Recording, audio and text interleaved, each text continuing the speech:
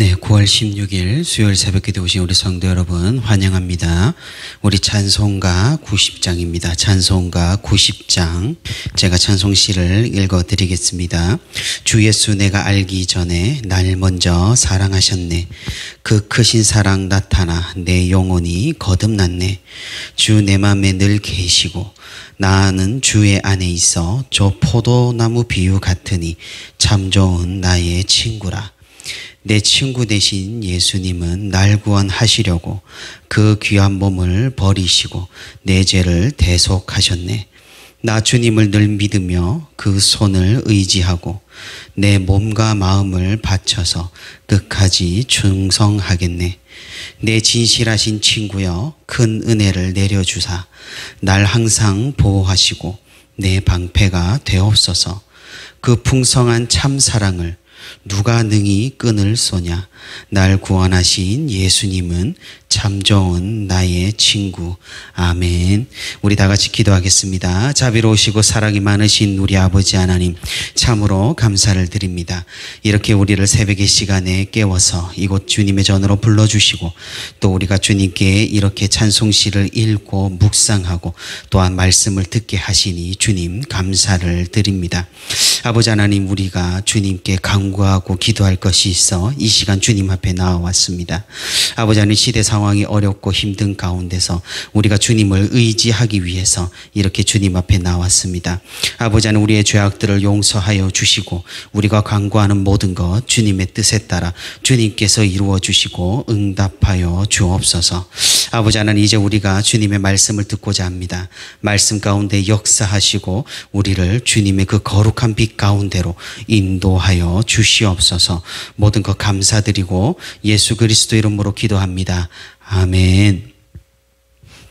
네, 오늘 말씀 우리 함께 봉독하도록 하겠습니다. 오늘 말씀은 누가복음 7장 24절에서 28절 말씀까지입니다. 네, 제가 말씀을 봉독하도록 하겠습니다. 24절입니다. 요한이 보낸 자가 떠난 후에 예수께서 무리에게 요한에 대하여 말씀하시되 너희가 무엇을 보려고 광야에 나갔더냐? 바람에 흔들리는 갈대냐? 그러면 너희가 무엇을 보려고 나갔더냐? 부드러운 옷 입은 사람이냐? 보라, 화려한 옷을 입고 사치하게 지내는 자는 왕궁에 있느니라. 그러면 너희가 무엇을 보려고 나갔더냐?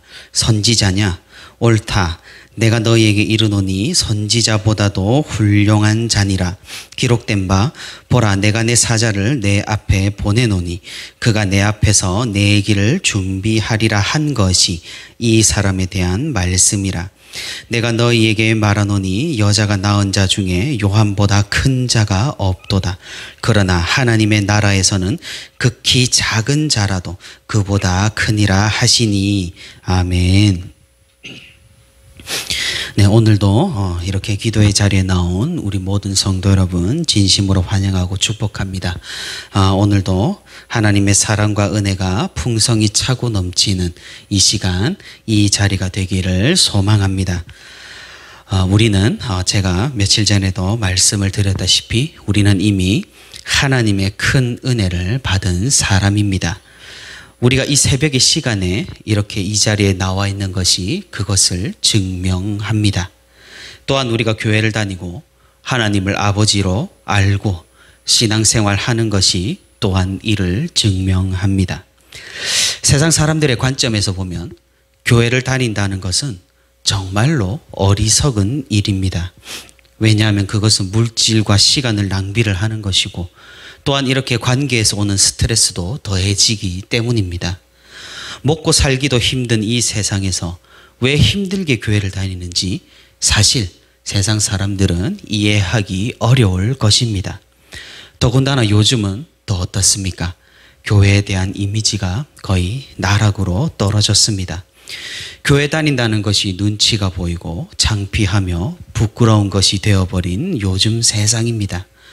이런 세상에서 교회를 다닌다는 것은 정말이지 모든 것을 낭비하는 것과 같습니다. 하지만 우리는 그렇다고 하여서 세상이 우리를 그렇게 바라본다고 해서 이 자리에 나오는 것을 멈출 수가 없습니다. 왜냐하면 우리는 하나님께로 은혜를 받은 자이기 때문입니다. 하나님의 선택을 받은 사람들이고 하나님께서 허락하신 그 특권을 누리는 사람들입니다. 그런데 우리가 교회를 다니다 보면 또 세상 가운데 이리저리 치고 살아가다 보면 우리가 이미 받은 은혜를 잊어버리기가 매우 쉽습니다. 이미 받은 은혜를 망각하고 주님께 더한 은혜를 달라고 떼를 쓰고 간구하며 기대하는 일이 많다는 것이죠. 그러다 자신이 원하는 은혜가 허락되지 않으면 낙심하고 절망하고 원망하는 일이 있다는 것입니다. 오늘 말씀을 통해서 우리가 이미 받은 것들을 가만히 묵상하는 그런 시간을 가지기를 원합니다. 하나님께서 이미 베풀어 주신 은혜, 그럼에도 불구하고 우리를 이끌어 가시는 그 은혜를 우리가 깊이 깨닫고 감사하는 삶으로 영광을 돌리는 그런 시간이 되기를 소망합니다. 세례 요한의 제자들이 예수님의 대답을 가지고 그 자리를 떠났습니다. 세례 요한이 가지고 온 질문이 무엇이었나요? 그것은 당신이 우리를 기다리던 메시아가 정말로 맞습니까? 라는 그 질문이었습니다. 사실 예수님에게 세례를 주고 그리고 그 장소에서 하늘이 열려 하나님의 음성을 들었던 세례 요한에게서 나온 것이라고 생각하기는 조금 힘든 질문입니다. 더군다나 세례 요한은 예수님을 메시아라고 사람들에게 공공연하게 선포했습니다. 자신의 제자들이 자기를 떠나 예수님을 따른다고 하더라도 질투하거나 시기하거나 미워하기는커녕 예수님은 흥하여야 하겠고 나는 쇠하여야 한다며 예수님의 사역을 그렇게 인정한 사람입니다. 그런 사람이 이제는 예수님의 진정성을 의심하는 질문을 던지니 예수님뿐만 아니라 나머지 주변 이스라엘 사람들도 이상하게 생각을 했을 것입니다. 예수님께서는 이런 분위기를 감지하셨고 이런 분위기를 놓치지 않으셨습니다. 요한의 제자들이 돌아가자 예수님께서는 세례 요한에 대해서 또 세례 요한이 했던 또 하는 그 사역에 대해서 사람들에게 알려주십니다. 행여나 사람들이 요한에 대해서 오해를 할까, 또 예수님 자신이 세례 요한을 책망했다거나 요한에게 실망했다는 그런 잘못된 생각들을 사람들이 하지 않도록 자세하게 예수님께서는 오늘 본문을 통해서 설명을 해 주십니다. 세례 요한은 사역 초기부터 광야에서 생활을 하면서 하나님의 말씀을 전한 선지자입니다. 사람들은 이 세례 요한의 말씀을 듣기 위해 광야로 사막으로 나갔습니다. 예수님께서는 이렇게 물어보십니다. 오늘 본문의 말씀 한번 보시기 바랍니다. 너희가 광야로 나간 이유가 무엇이냐? 바람에 흔들리는 갈대를 보러 나갔느냐? 갑자기 갈대를 빗대어 말씀하시는데 여러분, 갈대는 어떠한가요? 갈대는 강 주변에서 흔하게 자라는 그런 식물입니다. 이스라엘 땅에서도 요단강 주변에 갈대가 자랐기 때문에 흔하게 볼 수 있었습니다. 그리고 예수님은 갈대를 묘사하기를 바람에 흔들리는 갈대라고 말씀을 하셨습니다. 우리가 흔히 갈대 같은 사람이라고 말하는 것과 동일하겠죠. 어떤 주관이나 용기 없이 이런저런 말에 흔들리고 확고한 입장을 취하지 않는 사람을 우리는 갈대 같은 사람이라고 합니다. 이스라엘 사람들이 광야로 나간 이유가 갈대처럼 여기저기 흔한 사람, 겁이 많고 이리저리 흔들리는 사람을 보기 위해서가 아니었다는 거죠.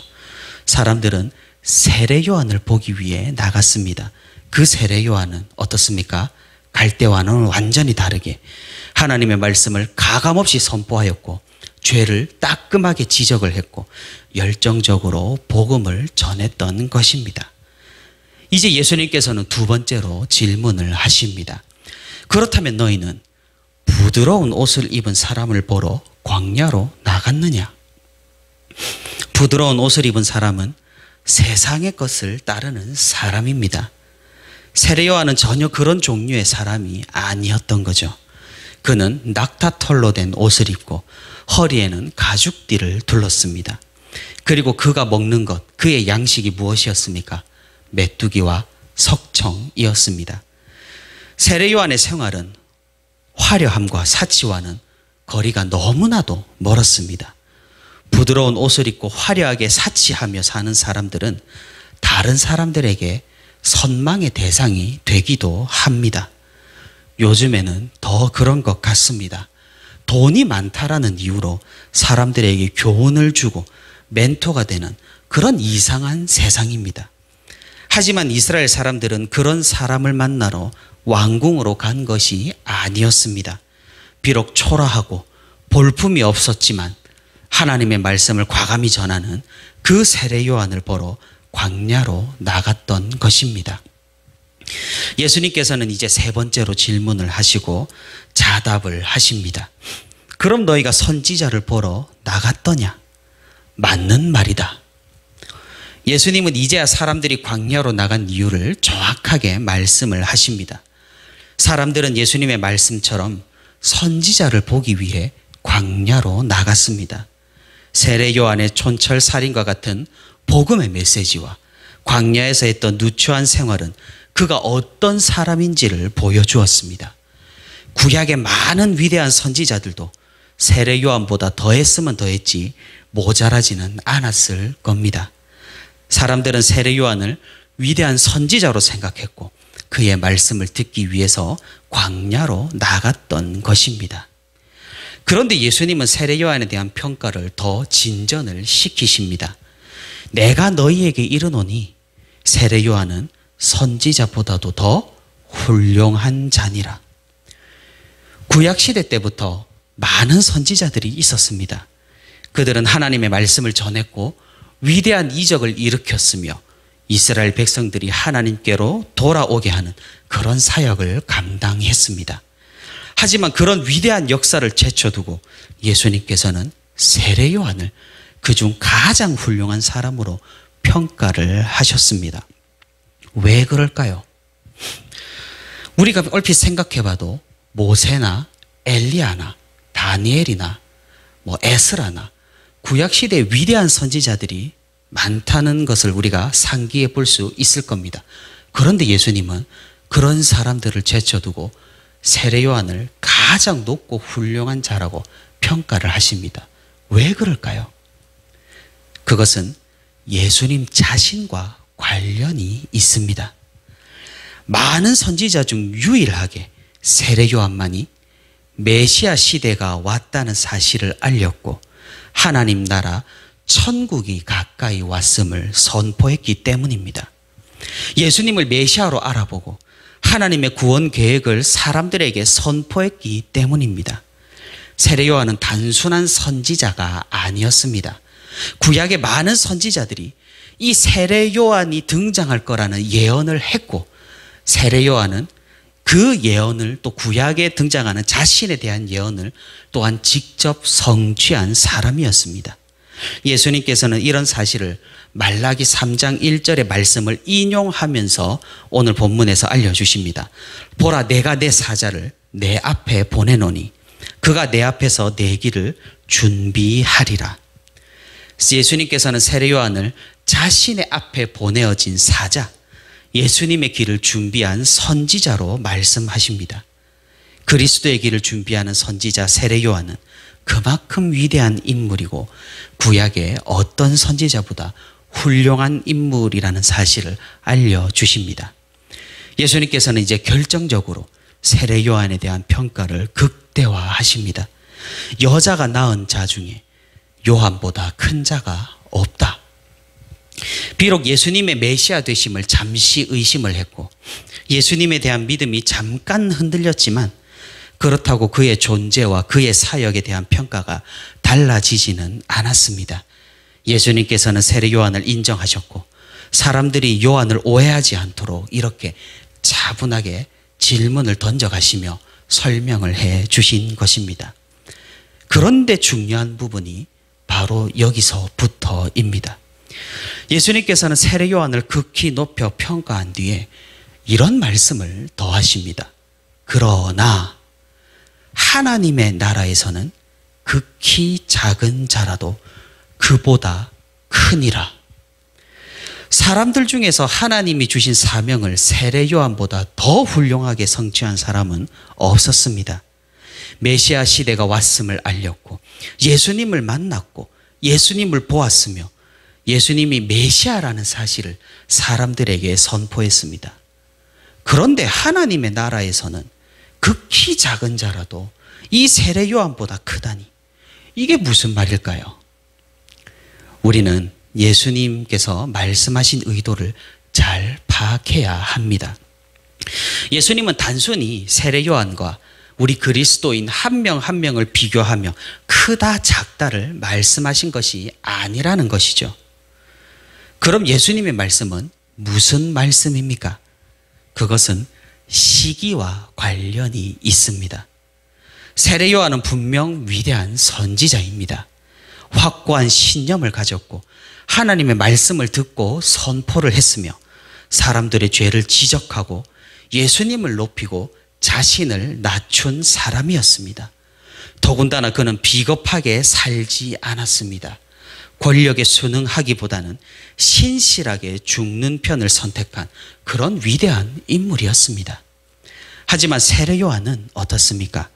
예수님의 사역을 끝까지 보지 못하고 죽음을 당했습니다. 예수님께서 어떻게 이 세상의 죄악을 짊어지고 십자가 위에서 죽으시는지, 그리고 3일 만에 부활하시어 무덤에서 어떻게 나오시는지, 부활하신 주님께서 어떤 말씀을 하셨는지, 그 역사를 보고 듣지 못하는 사람인 것입니다. 예수님은 십자가의 구속과 그 영광스러운 부활로 그리스도의 왕국을 세우시고 하나님 나라의 확장을 이루어 내십니다. 예수님의 제자들은 이 사건들을 직접 목격할 것이고 부활하신 예수님을 만날 것이며 그 예수님께서 세우시는 교회를 위해서 헌신을 다할 것입니다. 그러니 부활하신 예수님을 목격한 사람은 세례 요한보다 더욱 위대한 사람이고 더 큰 특권을 가졌으며 더 큰 지위를 소유할 것이라고 예수님께서는 말씀하고 계시는 겁니다. 여기에 오늘 말씀의 핵심이 있습니다. 우리가 어떤 사람들입니까? 우리는 이미 그리스도를 소유한 사람들입니다. 이미 그리스도를 통한 하나님의 은혜를 받은 사람들입니다. 우리는 말씀을 통해서 그 역사를 목격했고 그 역사의 결과인 교회를 섬기며 오늘 교회를 다니고 있습니다. 예수님의 십자가의 사역, 영광스러운 부활, 다시 오시겠다는 그 약속과 승천, 우리는 이 모두를 가진 사람들입니다. 구약의 어떤 인물들도 하나님의 아들을 보지 못했습니다. 예수님이 없었던 그들의 삶이 어떠했을지 한번 상상해 보시기를 바랍니다. 그에 비해 우리는 예수님을 알고 예수님을 믿고 예수님을 따르는 사람들인 것이죠. 물론 이것은 예수님의 사역과 은혜가 구약 사람들에게 전혀 영향을 미치지 못한다는 그런 의미는 아닙니다. 주님의 사랑과 은혜는 시간과 공간을 초월하여서 온 인류에 비치는 빛과 같습니다. 하지만 그 개인이 살아가는 삶 속에서 예수 그리스도를 알고 사는 것과 모르고 사는 것에는 엄청난 차이가 있다는 것이죠. 그것은 특권입니다. 그것은 은혜입니다. 주님께서 베푸신 위대한 용서와 위로, 하나님 나라의 백성됨과 그 나라로 인도하심, 성령 하나님을 통한 주님의 동행은 우리가 그 무엇과도 바꿀 수 없는 굉장한 특권이자 은혜라는 사실입니다. 말씀을 맺도록 하겠습니다. 우리는 이미 이것들을 받은 사람들입니다. 이 사실이 우리에게 얼마나 큰 위로가 되는지 모릅니다. 그러니 우리의 삶의 태도는 달라져야 합니다. 예수님께서는 우리에게 얼마나 큰 특권을 가지고 살아가고 있는지를 오늘 말씀을 통해 알려주셨습니다. 그리고 그 권리를 마음껏 누리며 살아갈 수 있도록 주님께서는 우리에게 그런 삶을 허락해 주셨습니다. 우리가 주님께 드릴 것이 무엇이 있겠습니까? 그것은 감사일 것입니다. 그것은 지나친 요구나 실망이나 낙심이나 원망이 아닙니다. 이미 받은 은혜에 대한 감사가 우리의 신앙생활이어야 하는 것입니다. 우리 모두 이 특권을 누리고 받고 주님께 감사하는 성도가 되기를 바랍니다. 이미 받은 은혜를 충만히 누리며 살아가는 우리 모두가 되기를 바랍니다. 예수님을 안다는 것, 예수님이 어떤 일을 행하셨다는 것, 그분의 사역에 우리를 위함이라는 것, 이 모든 것은 축복이고 은혜입니다. 이 축복과 은혜 가운데 오늘 하루도 감사로 살아가는 우리가 되기를 소망합니다. 이미 받은 하나님의 사랑과 은혜 가운데 우리가 깊이 잠기어서 주님의 행하심에 감사로 화답하는, 그리고 오늘도 승리하는 삶을 살아가는 저와 우리 부천시민교회 모든 성도들이 되기를 소망합니다.